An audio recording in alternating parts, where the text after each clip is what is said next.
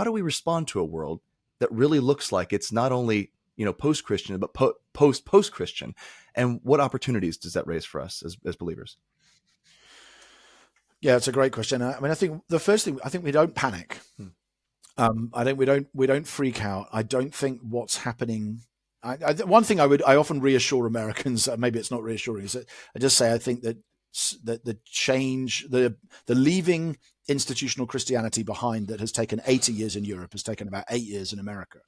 And that means that the same kind of changes are happening. They're happening much faster in America, which is more disorienting for people and more likely to give rise to concern and all that sort of stuff, and maybe rightly, maybe Europeans are much too complacent about it. That's very possible.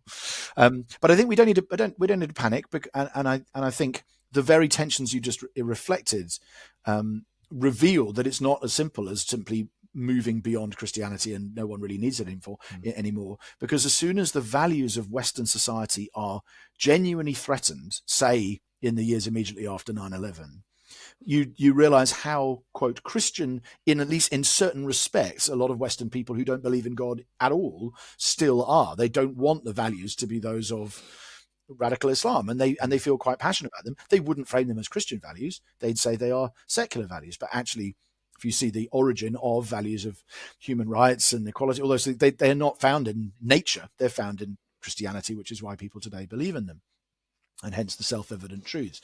So I think the first thing is I would say we don't panic. I think the second thing is we've got to see that it isn't, and again, I think your question alluded to this, it isn't sort of Christians and secularists locked in mortal combat. There's lots and lots of different takes, and to see a more sort of rounded view of the different kinds of deep philosophical currents or religious, issues of, ultimate concern kind of currents in the world. You obviously have a Confucian Chinese tradition. You have a very strong sort of Hindu and indigenous to India based religion, and that's obviously not just Hinduism, but expressed out of that tradition in large part. You obviously have a Buddhist tradition. You have what we would now think of as secular, but that's very grounded in Christian theology. You have still a confessionally Christian, which is still roughly 2 billion of the world's people, so it's not insignificant. You have Islam, and then you have a more animist-based tradition, which is still alive and well in many parts of the world, and probably others that I don't know much about. And so we're not. What's happening, of course, is some of those other groups have numerically become stronger, but I don't think that Christians need to fear that suddenly we're going to flip from the secular one we hold now, which enables Christians to do certain things, to one which will be much more oppressive.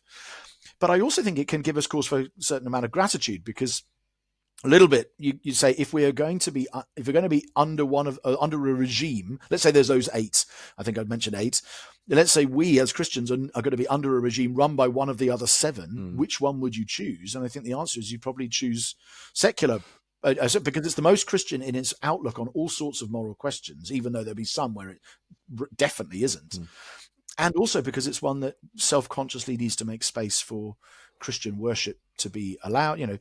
Pray, 1 Timothy 2, pray for those in authority, kings and all in high positions, that we may lead peaceful and quiet lives, which pleases God our Savior, because he wants all to be saved and come to knowledge of the truth.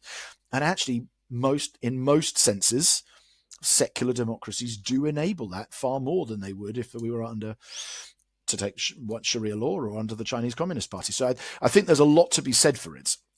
So I think there is then a lot we can do more evangelistically, more how do we engage with this world, which obviously is what the last 2 chapters in the book are about. But I think in terms of the sort of almost emotional posture we have towards a world that has gone beyond Christianity, we do need to see the opportunities. But I think we also just need to go, don't panic. Like this is not the death of the church. This is not the first time the church has thought, this is our last rights. Right. And Chesterton is so good on this, because Chesterton says, firstly, in line with what you said, it has this lovely line, and I quote it as an epigraph in the book: "The modern world is full of the old Christian virtues gone mad." That really, secularism is really Christianity amped up to in some areas and diminished in others.